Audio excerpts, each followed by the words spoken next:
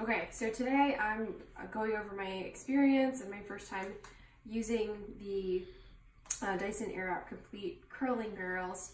Tonight I'm going to test out the 1.6-inch barrels, and there's two of them. If you can see here, there are two different ones of each size. The other one is a 1.2-inch, but you can see the arrows are pointing different directions for which really the air flows in the when you're curling your hair. So what I mean by that is, traditionally I would curl my hair in this direction on this side of my head, so you really have to play with which barrel is the right one if you're looking for that direction of a curl. This one I have here allows the curls to go that direction. So I'm going to switch this first before we get started. And they're pretty easy to change out. Okay, let's give this a try.